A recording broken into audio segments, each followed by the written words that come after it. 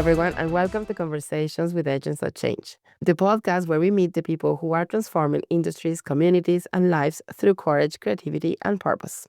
I'm your host, Izy Boyd, and today's guest is someone who proves that marketing can be much more than selling.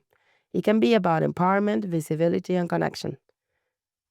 Esther Ocampo is an award-winning digital marketer, podcaster, speaker, and founder of IPA Group, a bilingual digital marketing agency, helping businesses grow in both English and Spanish. She's also the co-host of the award-winning Monday Morning Marketing Podcast, organizer of Social Media Fest, a strategist in AI and automation, and a cancer survivor whose resilience shapes everything she does. Welcome to Conversation with Agents of Change, Esther. Thank you, Izy. I'd love to start at the beginning. When people see your bio, they see awards, expertise, and leadership. But every agent of change has a story behind the scenes. What first drew you into digital marketing? And did you ever imagine this would become your path? No. I never imagined that this would be where I would end up. So back in the year 2000, that's 26 years ago now, I studied business and Spanish at university, and the course was called International Business Studies, and only 6 out of 160 students studied it with a language. Yeah. So I find that really strange to start with. It's like international is more than just English-speaking countries in a foreign land. You can do lots of business. Like you and I both speak Spanish, Izzy, and Spanish is the second most spoken native language in the world. Yeah. So you're missing out on millions of people if Absolutely. you just speak to them in English. And lots of the people who speak a second language, it is English that they would speak. So if you have English and something else, then you'll get lots more traction. So back in the year 2000, doing this at uni and seeing how few people thought about a language and thought about the rest of the world outside their own English-speaking section, it made me sad. But on my year out, I had to go and either study in Spain for a year while I decided to go to Mexico and work for a year because, it's Mexico. Yeah. Loved it so much. Came back, finished my degree, went back out to Mexico, then met my husband. That's where the Ocampo comes in, and stayed out there. I was out in Mexico for a total of 12 years. My goodness. By the time I came back for my kids' education, I was unhireable. Because I'd been out of the country for so long, I hadn't really used my marketing degree. I hadn't really used the international business part of it. So when you return to your home country and you're sort of told you're unviable, or we can't hire you because you're a flight risk, or you might go back to Mexico, or you haven't used your knowledge, you sort of feel dejected, and you're like, well, you've got two paths. You either let them win, Yeah. or you prove them wrong. Absolutely. So I decided to prove them wrong. And that's where IPA Group was born. I started it with my husband. So I do the marketing end of it, the social media, the ads, all the getting people started online, email marketing, everything in that end. And he does the websites and edits the podcasts, and we help each other mutually. So that was the start of our little agency that grew and grew and grew. So that's been 11 years now that we've been running IPA Group. But it sounds to me that you always had this entrepreneurial spirit, even if it wasn't necessarily as a business. Like it was that drive and hungry to move outside and think differently. So I think that's a very important skill to have when you start a business, and just to do something really risky, to leave your country, go live somewhere else, start a new life, and then go back to it. Yeah. I literally went back to the town that I was born and raised in. And after 15 years of being away between Mexico and uni, nothing had changed. Yes. And that's quite heavy. It is. And it's really strange to go back and see people who recognize you, but don't actually know who you've become or who you are now. And it was really, really tough. It sort of felt like a step back. But at the same time, I had a little bit of family near there. I knew the area really well and that it would be really safe for my kids, because unfortunately where we were living in Mexico, in Tijuana, wasn't safe. Going somewhere safe was a huge priority, and that meant going home. Absolutely. And I like the way you use that as an opportunity to see like, okay, this place is safe, but at the same time, I can bring all the skills that I gained elsewhere and bring some fresh and Yeah. new outlook and say, what can I do here? So I'll start a business. Why not? Yeah. And I think it has been working really well as you have been many years standing on your feet and helping lots of businesses. And I really like the way you are helping with networking. You have been growing this community, which I think is very important nowadays, especially after what we have been through as humanity. I think it's very important that we try to connect with each other. And it's not just about that fakeness on social media. Yeah, let's connect. Yeah, let's network. But it's not at that level, but it's like a very deep level in terms of we support each other. And Northern Ireland, thankfully, is very closed in that respect. Like everybody knows someone that will help you. And I love that. And I think it's very empowering. So would you tell us more about it? What have you been doing in terms of networking?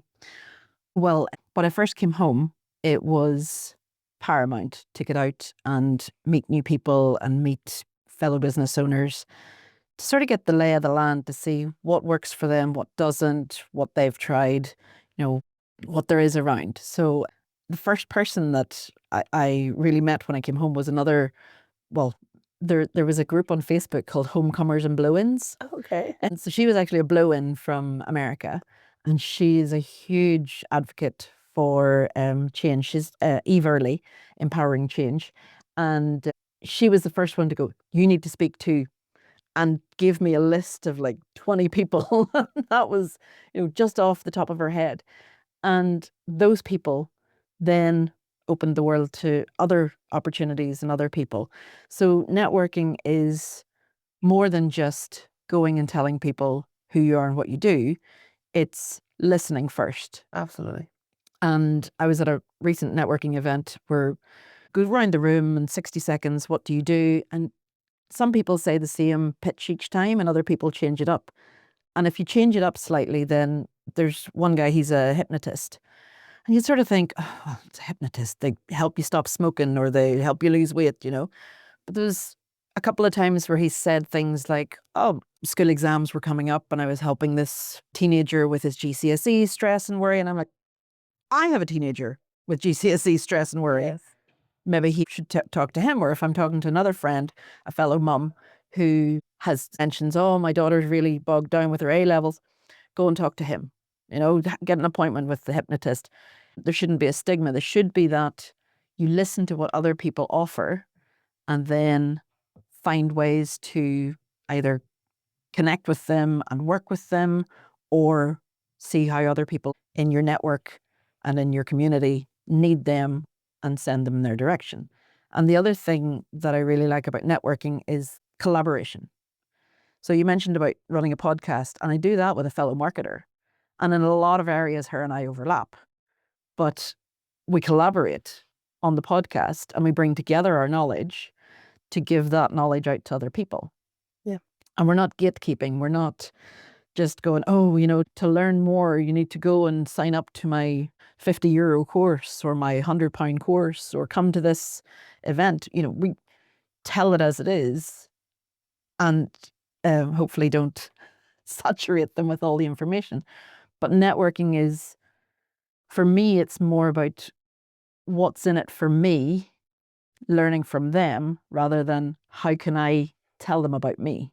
Yeah, I agree because networking is like ultimately we buy from people. Yes. We don't buy directly from businesses as such. We just like someone, like their story, like what they're coming through or have gone through, how they reach things, and we like how they approach us. So networking is that connection to the person. Yeah. And then you get not necessarily for you, but the people that you know around that might need them, which I think it's very relevant. And I really love that. Yeah. And if you think about it, 98% of businesses in Northern Ireland are small. Yeah. So, we buy the Coca-Cola because it's there. We don't think about it. We don't think about the person who invented it or the person who runs the business or anything. We don't need to know more about the multinationals in order to buy from them. Yeah. But when it comes to even nowadays, who's your broadband provider? Are they local? Do they have a local office? Are they going to be able to help you locally? Who's your telephone provider? When you phone up the call center, is it somebody in the local area that's going to be able to help you at a time that you need them? Or are you going to have to wait until, a Monday morning instead of being able to contact on a Sunday afternoon? I agree. And I think that marketing sometimes has a bad reputation. People think that is just noise making or selling tactics. But I think that the way you manage business is different. It just feels that it's kind of value driven. Yeah. And I think that you have been touching, like from coming back home and see people from a different perspective, different angle. You see the culture from inside and outside, which is very relevant. How do you see marketing as a force for change rather than just a promotion? I think it needs to be always looking at what's in it for them, not what's in it for me. Like I was saying, it's not about going and sell, sell, sell, so you buy from me. And it has to be explaining the benefits to the people and explaining, like I said, and what Melanie and I do in the podcast is telling people how to do stuff. It may be overwhelming. Get to know that both her and I know what we're talking about. Yeah. They know that even if we don't know 100% about a topic, we will bring somebody in that does. That's why we have guests on our podcast. And when you market to somebody, you have to be solving a problem. You can't just bring out a new product and go, you need to buy this product. But why? Like, why do I need the product? Why do I need to buy 100 felt tip pens? I don't. But I might want to after seeing a really compelling video or reading a really compelling article, however you consume your marketing. Yeah. I might decide, oh, adult coloring books are good for mental health. So I'm going to need those 100 felt tip pens now.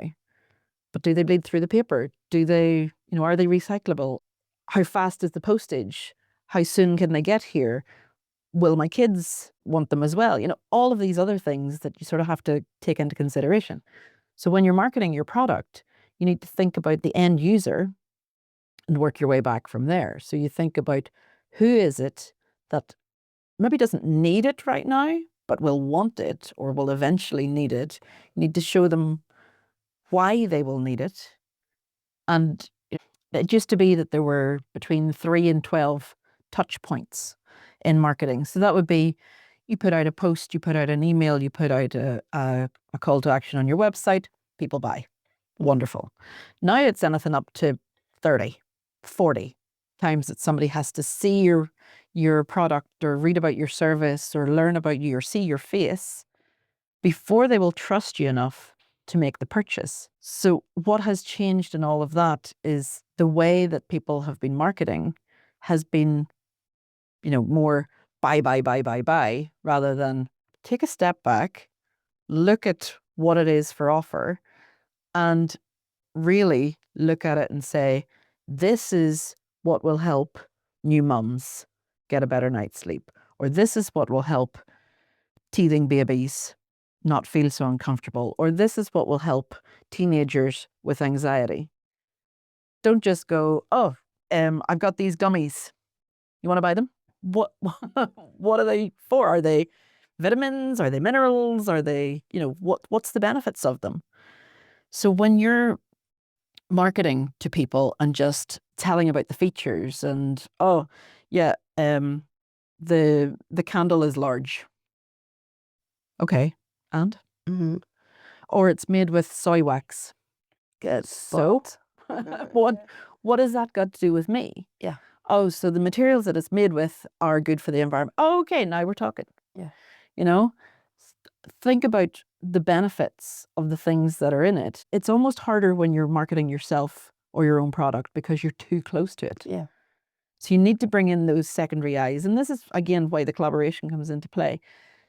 You need to run your product or service past somebody in the same field and go, right, what do you think?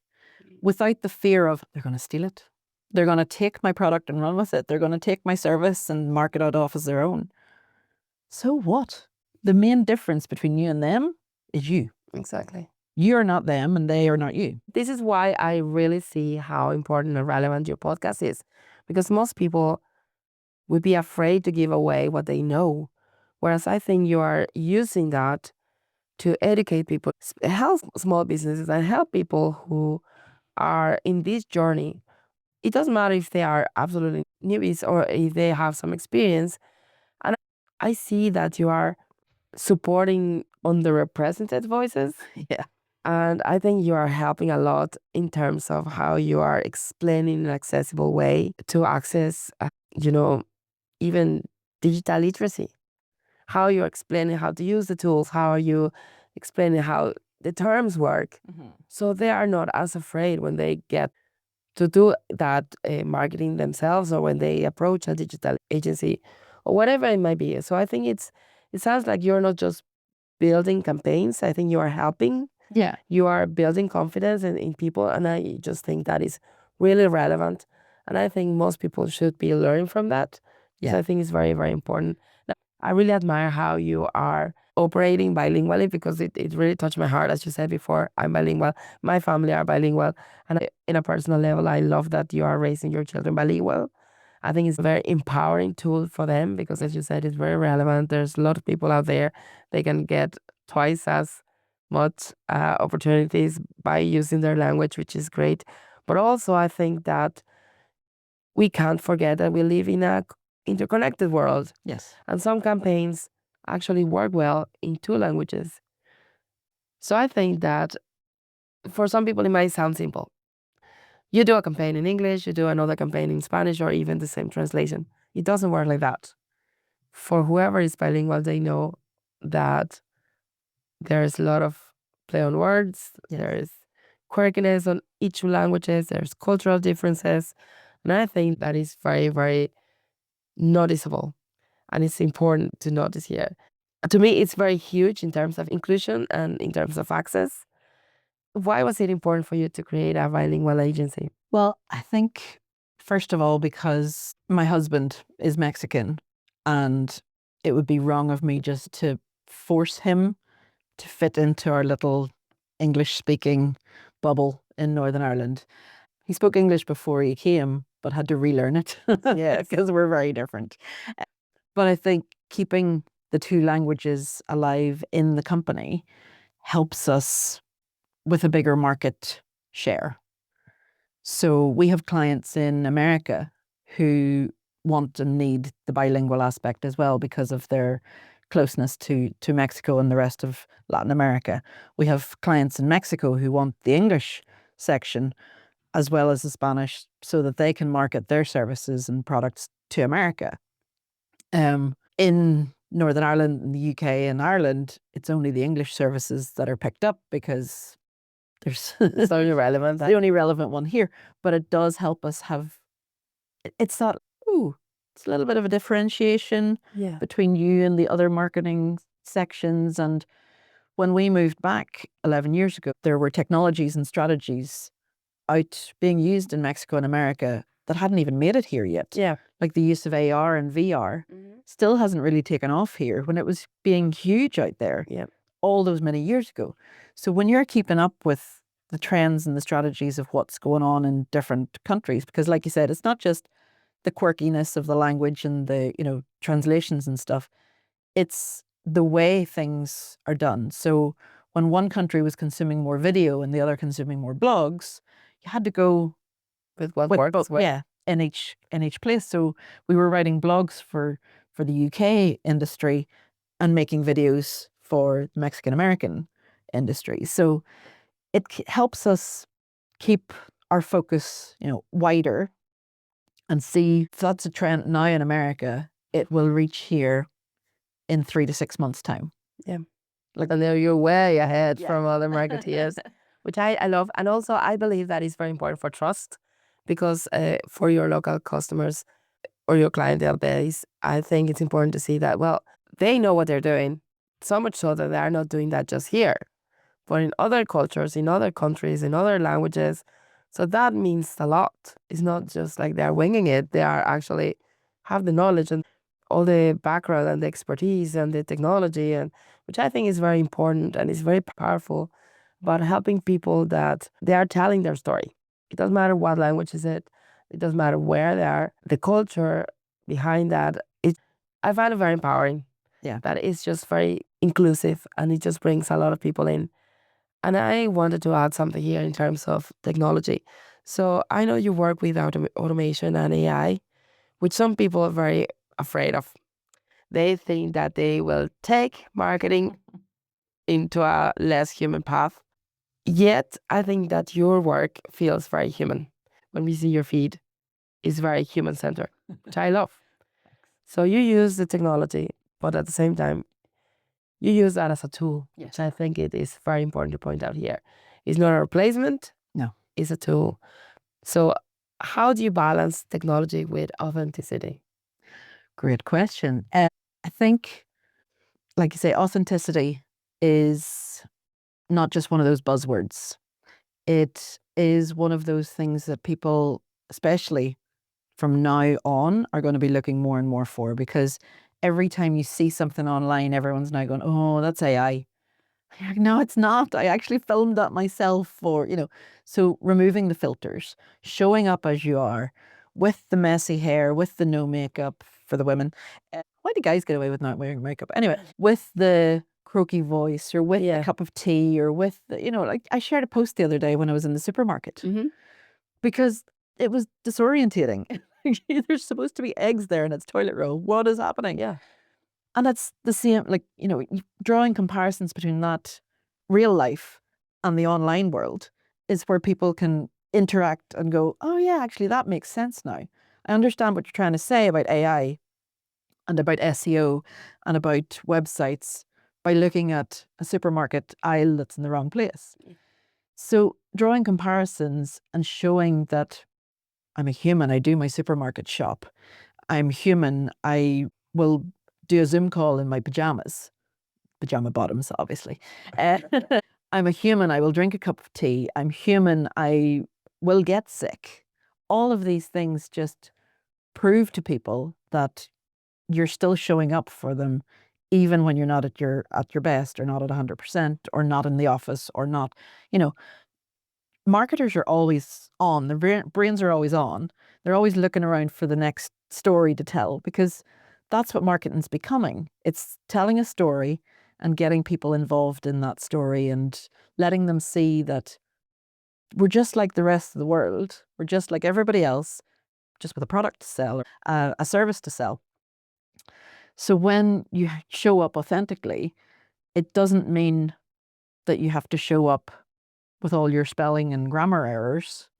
You can throw that through Grammarly, which is AI. Yeah. And that'll help.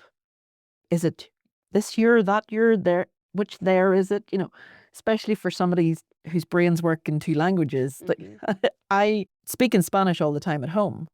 Sometimes the English words fail me, and I have to go to Google Translate and go, what is this word in English? Or I ask my husband. He bounces off me and goes, what's this word in Spanish? And I say to him, but when you can't remember how to spell something, use the AI. If you're struggling for ideas of how do I turn this story into something that resonates with this group of people, because you can picture it in your head, you're like, this would make a great story. I shared another one on LinkedIn where my neighbor was building a wall and compared it to, building a website.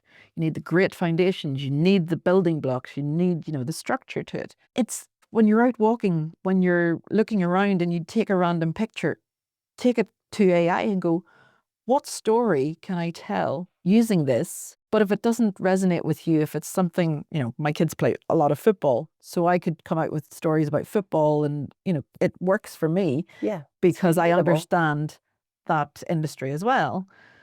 But if I was, for the construction one, I was like, I know nothing about building a wall, but I know about building websites. Yeah. I know nothing about, how a supermarket's supposed to be laid out, but I know about SEO. So you don't have to be an expert in everything, but relate it to something that you are an expert in. And I think that showing up and showing people how good you are and how knowledgeable you are in your industry is what will help them trust you Exactly. faster And if you can show up in video, I'm really bad at this. I am the worst at this, showing up in video, because I'm like, I've got a great voice. I've got a great face for podcasts. I've got a great face for radio. So do I. So do I. That's why this has no video on it. You know, but showing up in video, and I'm going to have to start practicing what I preach, gets you that authenticity faster. You don't need the filters. You don't need the big massive eyelashes. You don't need the blue eye highlighter thing or the hair defrizzer or the, you know, just show up. Yeah. And I think that's a very important message, because we always want things to be perfect for us to move on. I'll do that when I'm ready. Yeah. I'll launch that campaign when my website's ready. I launch that podcast when I'm ready. But your website will never be fully finished. Exactly. Your website's a living organism. The podcast is a living organism that keeps growing and expanding.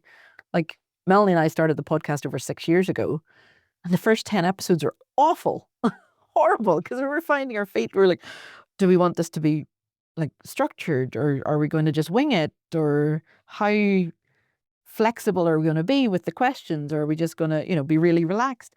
All of those things grow and evolve and change. We used to just do episodes ourselves, and then we invited a guest on, and then it became every other episode a guest. And then we're like, no, it's our podcast, not us with a guest. So it's, you know, every time it's changing and evolving. And if it's just one of us, that also works. Exactly. You know, you don't have to have it perfect. And that's what a lot of people fall down on. But if you're going to show up at a physical event, are people going to recognize you if you don't have your filters on in person? Yeah. How are they going to know that that's actually your voice, that's actually your face, that's actually the way you speak, if you're completely different online? Absolutely. And I think that is part of authenticity, is let people see who you really are, not the facade, not the performative you, but who you are. And I think that's where, when you build rapport with people and when they buy from you, because they get to know you, the real you.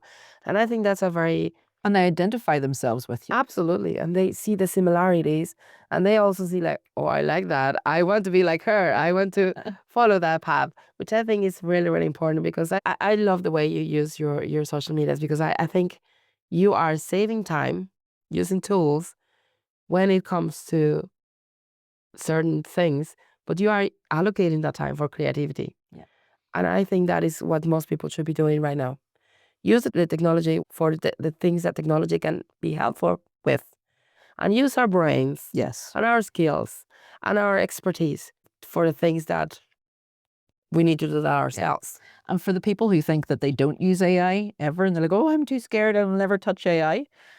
Do you have Alexa? Yeah. Do you have Siri? Do you have Google Home? Do you have Nest? Like, just look around your house. Even your car. Is it a smart car? Is it a smart TV? You're using AI. Yeah, we are. And it's more embedded, but not to be afraid. Yeah. I think knowledge is, or Knowledge is learning. power.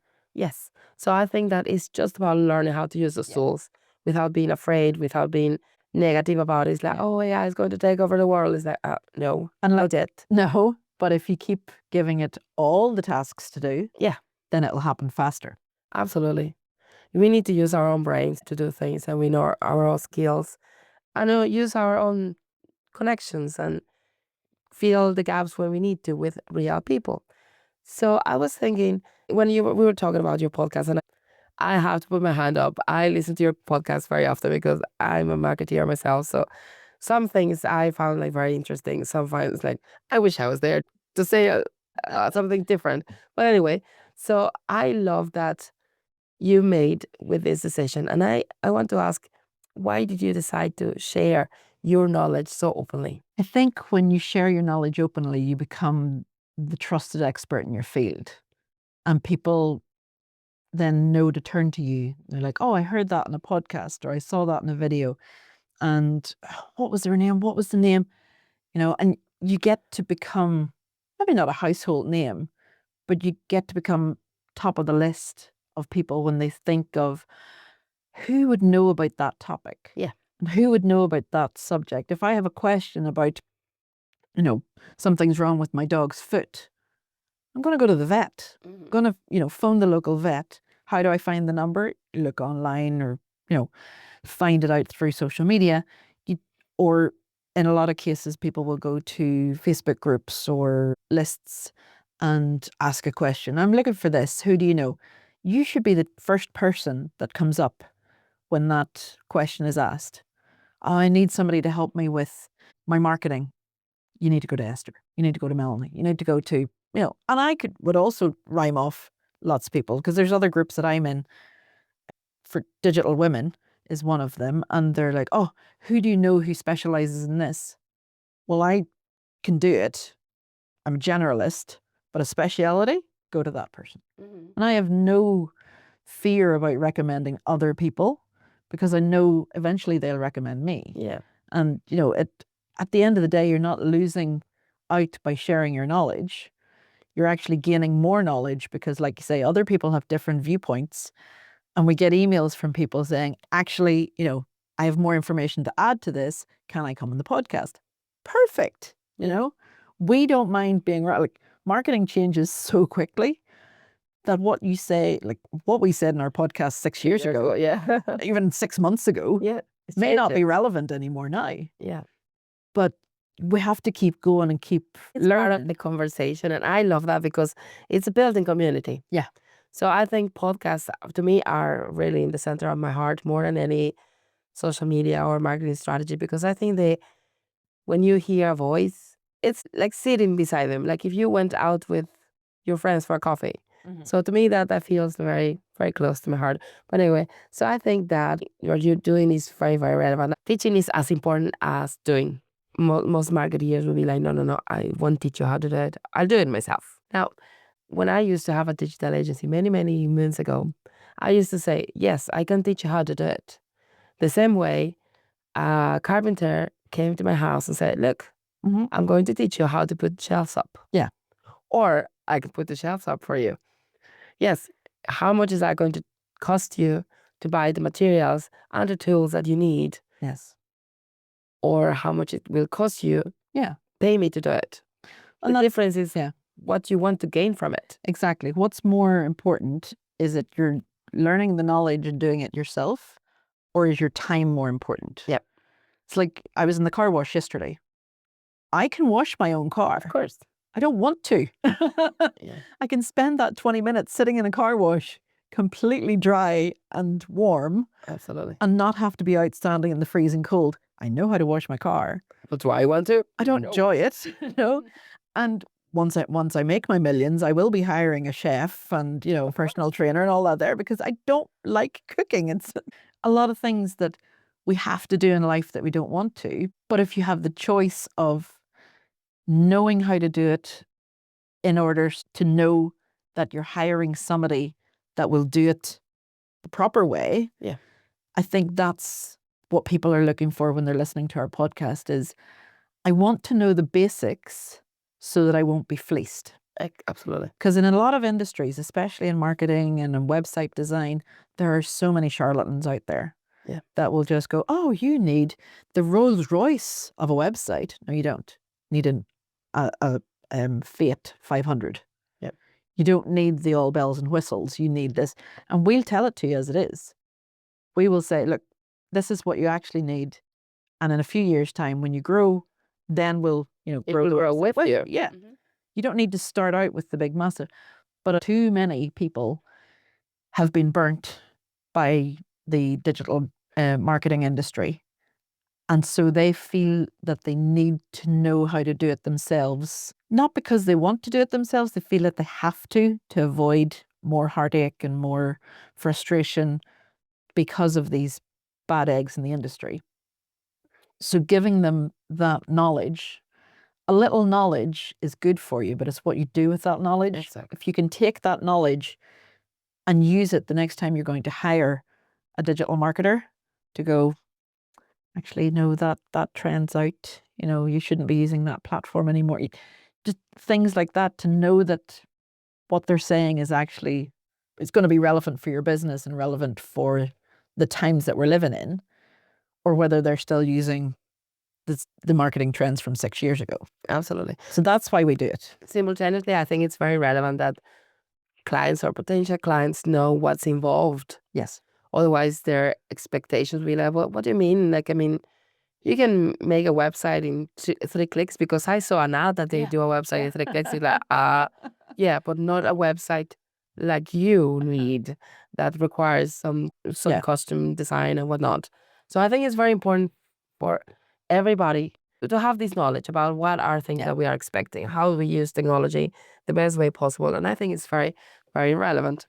Now, I was wondering if you're comfortable sharing, because I think in terms of how we grow as people, sometimes we believe that people like you are personalities. You have an important name in social media, in networking. So sometimes people think, well, you know what? She must have everything on the right way, perfect way. I see you and are like a power couple, which I will bring you back to the podcast for a specific conversation, because I'm writing a book on relationships. So I would like to hear about how we work and live together. yes, because I think that is a very, very important topic to me personally. I think that we have talked far too much about how relationships fail, but we don't talk enough how we keep them on. Yeah. And that hardship and how we overcome troubles and stuff like that. So I would like to, for that would be a different episode if you allow me to. No problem. Because I'm very, very interested in that. Anyway, but at this moment, I would like to ask about your own journey. Yeah. So I know that you went through a very difficult time. Yes. Would you share with us how that impact the Esther is today? Okay. So what you're getting at is my cancer journey. So 5 years ago, I was diagnosed with non-Hodgkin's lymphoma, and it was a shock. I was the first person in my family to be diagnosed. I'm the youngest of my siblings. I'm the youngest grandchild, youngest niece, obviously, as well. All of that, to be the first person in my entire family, extended family and everything, to be diagnosed with cancer was just an absolute blow. Like, what happens now? My kids were 10 and 11 at the time. It was just a rush of all the emotions. And when your 10-year-old turns around and goes, "Mommy, are you going to die?" Oh, gosh. You don't know how to answer questions like that. You might have all the knowledge in the world about, everything and how to be seen online, but it doesn't matter when you don't know how to answer your own child. So I got diagnosed on New Year's Eve, 2021, and I was taken straight in after the bank holiday. It was a weekend and a bank holiday. So 4th of January, I started my treatments, and they were done as inpatient treatments. So that meant a week, 10 days away from my family, in a room on my own. COVID protocols were still in place, so no visitors allowed.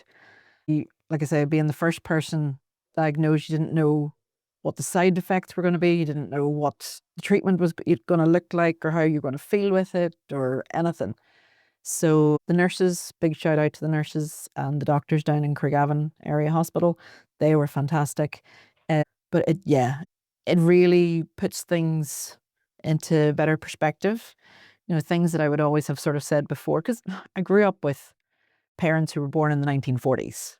So everything was, got to save this for a special occasion, and then you've got your good clothes and your everyday clothes.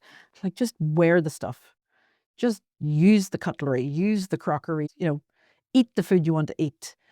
Do what you want to do. Go on that holiday. Like, wear the clothes that you want to. If you want to go out, for a drive in your your Sunday best, as we would call it, do it. Yeah. If you want to go for a jog, do it. If you don't, don't. I mean, just do more of what you want to do. And I think that has really sort of focused in on where we are as a company now as well. Because when we started the business, it was always, you have to be on 24/7, you have to be contactable, you have to be, the hustle. You always have to be growing, you always have to be there, the first one to answer the question. You have to be in all the groups, you have to do less is definitely more. And when you take that step back, and I was out of action for almost the full year of 2022, between 6 months of treatment and then at least 6 months of recovery to even, I'd lost all my hair. I wasn't going anywhere. I wasn't going to any networking events. When the doctor says, stay away from people, Yeah. you stay away from people. And a lot of the events were still going on online. because of COVID and people still being afraid to go back out and everything. But I didn't turn my camera on. I wasn't showing up. I got the tingly neuropathy in my fingers. It was painful to be typing or to be, there's a great function on your phone, swipe keypad. I used it with my knuckle because it was the only way to keep going whenever your fingers are painful. And you sort of feel like you have to because you're a sole trader, you're the only income earner in the house. You sort of have to keep, the business has to keep going in a certain way. Clients still need their work done. Everything needs to happen. But what happened too was a lot of my so-called competitors stepped up and said, how can we help? Wow. Because I had made them collaborators from the beginning. Yes. We had pre-recorded miraculously. We were 6 months ahead with the podcast anyway. And Melanie stepped in for whatever episodes we hadn't recorded until I felt up to recording again. And we were only doing it on audio anyway, so I didn't need to show up with a wig on. Because we don't feel like ourselves when we don't look like ourselves. Yeah. And when you have no hair and no self-esteem and no confidence, then you're definitely not on your A game. But those friends, those fellow marketers that stepped up and said, I'm going to help you, that is why we have the network that we have. And it's because of people like that that we kept going, or that I kept going, and kept showing up and kept up to date with everything. And yeah, there were days I didn't feel like going online. Yeah. And there were days that, you felt that you were online too much and seeing, but when you go on and you see people who are going through the same thing as you, it helps you feel that, like you were saying earlier, that sense of connection, that sense of community, that sense of, I'm not the only one going through this. And that's why I share it online, that I've been there, done that. I feel the survivor's guilt. Like, why do I get to be here with my kids and watch them growing up when others can't? Yeah. Like, why? When I watch some of the creators over in America, they're crippled with debt because of the system that they're in. Thankfully, we don't have that here. But I had my family, my sister-in-law was dropping off food to the house. My other friends were driving up 40 minutes to drop food to the house for my kids. My husband knows how to cook, but he had two young lads to look after and keep them sane and keep himself sane and keep running a business and doing everything that two people usually do. So the community stepped in and helped, and that's the power of community and why it's so important to have the right people around you and to share the struggles you're going through. Because if you stay quiet about it, nobody's going to know why you're not the same person, or why you've all of a sudden gone quiet, or why, if you just suddenly drop off and stop posting, people will just go, okay. Like, maybe won't think anything of it because there's so much other noise online. But if you had been regularly showing up every day at a certain time and all of a sudden stop, some people will start reaching out and going, like the right people will start going, what happened? What's wrong? And they're not doing it to be nosy. They want to help. They want to be in your corner. And because my husband was very reticent about telling people that he wouldn't even tell the neighbor. She came to the door because the nurses would come to the house twice a week. She came to the door, is everything okay? And he's like, yeah, yeah. And I shared it from the kitchen. It's not. Just tell her what it is, because you sort of get into this, no, we have to go through it on our own. We have to. But even with an online community or people that you've maybe never met before, they want the best for you. And if they don't, then they're not the people that you need to be hanging around with. Yeah.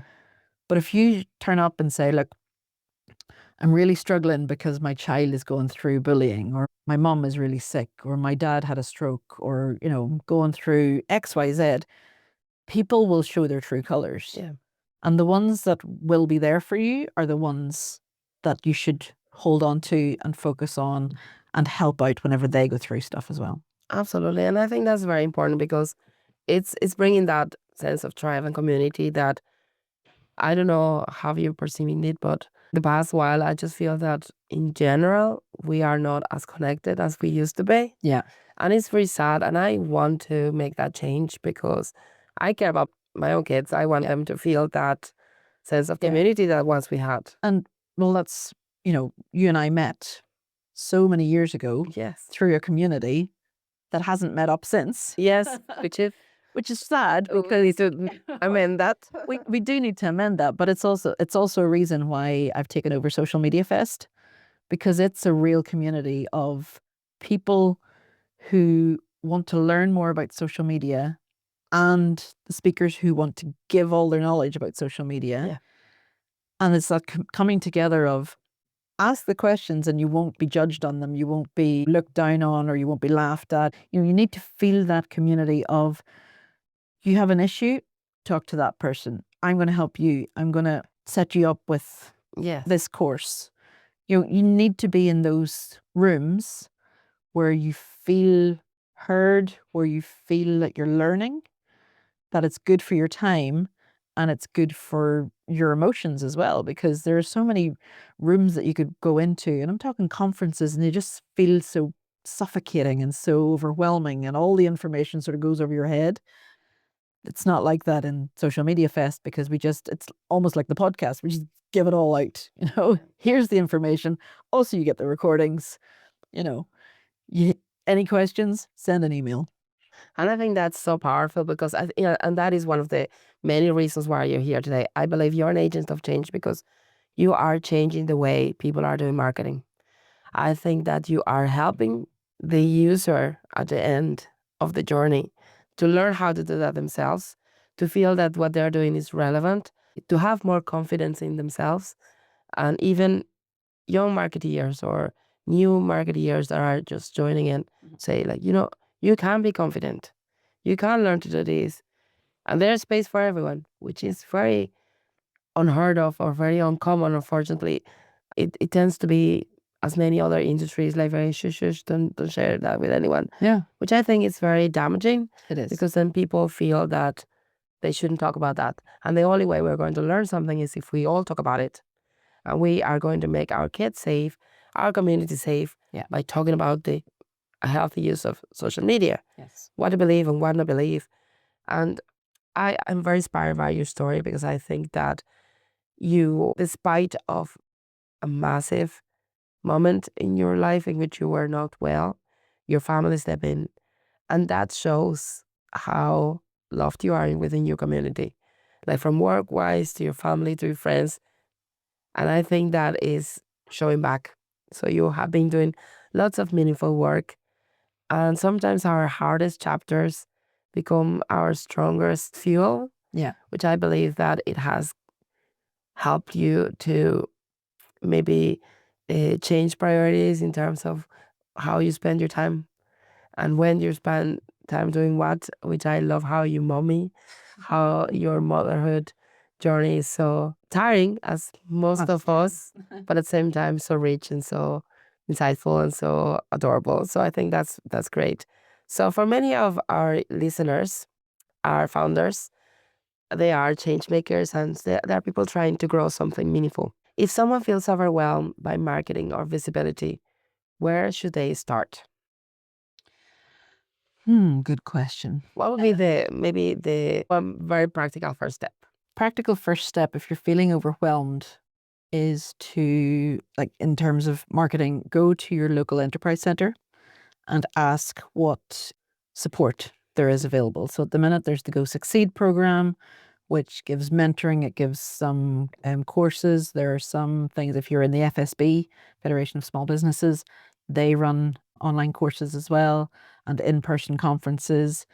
Just go to Facebook, ask a question, go to LinkedIn, do a search in the search bar. You can search marketing and put a specific part of marketing like ads management or SEO management or any of those. Put them in the search bar and put near me as the thing, because you want to be able to have those conversations with people, whether it's through Zoom or face to face. The world is still really big, but technology has brought us so much closer together. So you can do these conversations from the opposite side of the world, no problem. You don't need to be in the same postcode area as people, but just do the quick search online. Ask a few of your friends and other colleagues in the industry who they've used, get recommendations. Just do a little bit of research. Don't just go for the first person you see, or contact me. Yeah. I was going to say that. Just I'm going to leave all the details here in the notes. I think it's time for a quick round to wrap things up. So, short answers, first thing that comes to your mind. One word that describes marketing today. Overwhelming. Mm. I told you can't live without. Oh, my phone. Yeah. What podcast or book do you recommend? Podcast would be Raise Your Visibility Online with Louise Brogan. Oh, that's good. I'm going to have a look. Morning routine that is essential. Oh, get up, get the dogs up, get the kids out to school, get breakfast. Good. And one belief that guides your work. That everyone is equal. I love that. What I take from this conversation is that real change isn't always loud. Sometimes it looks like helping a small business finally be found online. Sometimes it's teaching someone a skill that gives them independence. Sometimes it's simply making space for people to tell their stories in their own language. Esther drives change by combining strategy, technology, and storytelling to make digital access, knowledge, and growth more inclusive and achievable for everyone. Your work reminds us that visibility is power, and that marketing, when done with heart, can be a bridge rather than a barrier. Thank you so much for sharing your story and your wisdom with us today. Thanks for having me. And for everyone listening, if this episode inspired you, please subscribe, share with someone who needs it, and leave us a review. You can find Esther's and IPA group and check out the Monday Morning Marketing Podcast whenever you listen. I love it. Until next time, remember, change doesn't happen by accident. It happens through people brave enough to build it. See you on the next Conversations with Agents of Change.